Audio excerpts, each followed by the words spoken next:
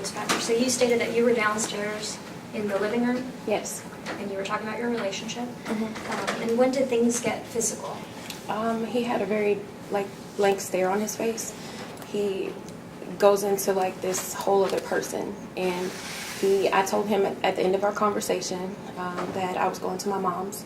I was completely, just distraught because I have a child and I didn't know what to do. So he got up and immediately ran towards me, and then he grabbed me by my hair and threw me against the wall. And from there, he continued to pull my hair with both hands to the point that my hair was ripping out of my head. And then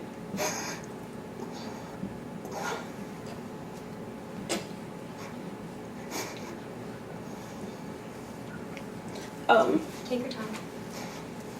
so I kept begging him because he said that he would kick me in my stomach, and that why was I doing this, because the child wasn't his. And so I told him I would take a lie detector test or whatever I need to fix our relationship, because we had talked about it so many times. And this is my first child, so I'm like, what do I need to do? Just tell me what I need to do. I'll take a lie detector test, but don't hurt me, don't hurt my baby. So he continued to pull me by my hair. He threw me to the ground, holding my hair, continuing to rip upwards, and my hair was steadily being ripped out of my head. And then from there, he went up the stairs. And at that point, I took it as to run out of the house. What made him stop? Was it an abrupt stop, or did you say something that made him stop? Do you remember? No, I was begging and begging, and I didn't say much because anything I say is typically sets him off. So I didn't say anything. I just was saying prayers to myself, and I was trying to hold my stomach, and that's because I didn't want him to kick my stomach. He said he was going to kill me, and I believed it. So from there, when he ran up the stairs, I ran out of the house barefooted. I went down to, and I didn't know many neighbors, so I just ran and I seen a lady on the porch. I asked to use her phone. I didn't have anything on me. She allowed me to use her phone, and from there, I called my mom. My mom said she was on her way. Where does your mom live in relation to your house? She lives about 5 minutes away in Shibley. Okay, so you called her first? I called her first. Okay. She immediately got in the car and came to the house. I felt like it was taking too long, so I asked the lady because I was sitting on her porch, and I just said, do you mind if I use your phone again? So I called her again, and at that point she told me she was in front of the house. Okay. So I quickly got to the house because I didn't fully get to explain any of the situation to her other than the fact that she knows, that he just hit me. So I get down there, and he was getting in her face. I grabbed the phone from my mom, and I called the police immediately. When you said you grabbed the phone from your mom, was that her phone, your phone? It was my phone. I don't know how she got my phone, but she had my phone in her hands, and I called the police immediately. So when you fled from the house initially, you said you were barefoot. Were you able to take anything with you to your neighbor's house? No, it was just me. Okay, so you left your phone behind at the Yes. house, and that's why you used the neighbor's phone? Yes. Okay. Was there a reason why you didn't call the police from the neighbor's house? All I could think of was my mom and getting there quickly. Okay. So you went back to the house, you were able to call 911. Was Mr. Clack still present when you were calling the police? Yes. Where were you physically? Were you in the house, outside the house when the police were called? I was outside of the house. So in preparation for this trial, have you had a chance to listen to the 911 call? Yes. And was that a fair and accurate depiction of the call that you made that day? Yes. Judge, at this point, I move to admit what is marked as Commonwealth Exhibit 1 and to play the 911 call. Any objection? Right.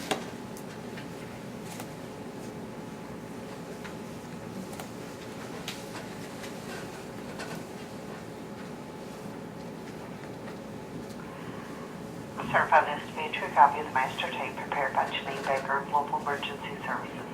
The date on the tape is October 16, 2016.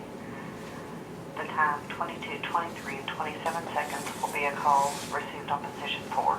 A copy of the tape will follow.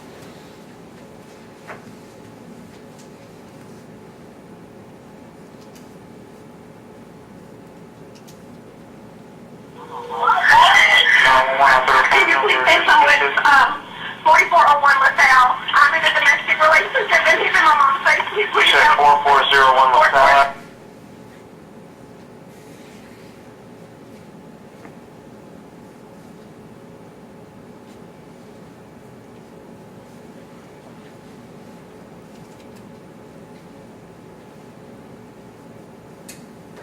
Oh.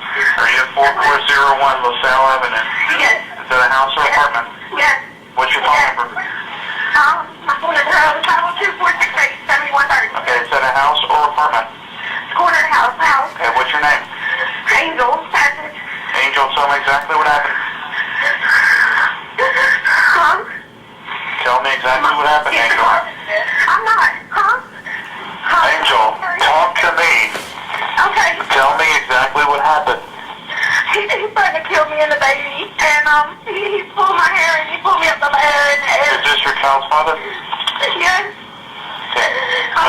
Was there any physical violence? Yes, he hits me in my head and pulls me in the air with my hair. Physical violence?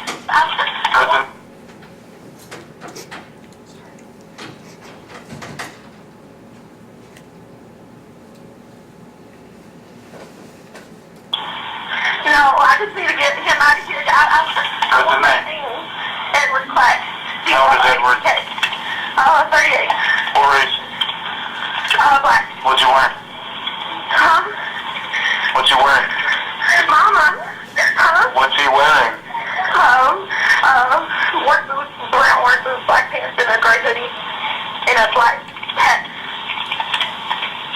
Does he have any weapons or is he known to? No. Has he been drinking or doing drugs? I don't think so. Is he still there or did he leave? No, he's still here.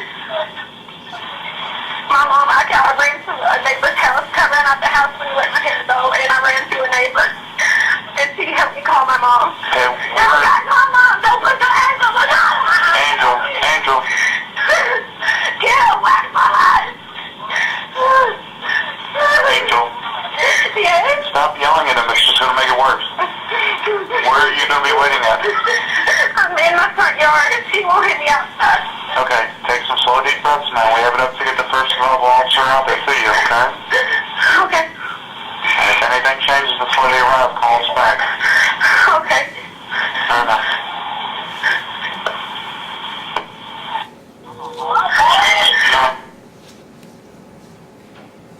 Angel, did the police arrive on October 16th? Yes. Did you get this chance to speak with them? Yes.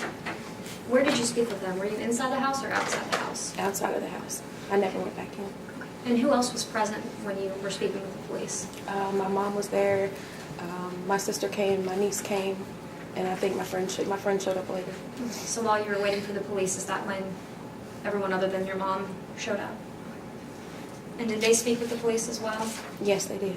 Did you tell the officer what happened? Yes. Did an officer take any photos of you? Yes, he did. Will you tell the court, what were your injuries that day? Well, my hair was completely ripped out by the gobs. So I had to, I went to the hospital, of course, and they couldn't run tests. So I just dealt with the pain because I didn't want to hurt my baby. You said they couldn't run tests. Why was that? I was pregnant. Did you, what hospital did you end up going to? St. Mary's in Elizabeth. When did you go to the hospital? After I filed the EPO. And did they give you any kind of diagnosis or any kind of medication, anything like that? They told me I could have a possible slight concussion, but Let me they couldn't. Impact.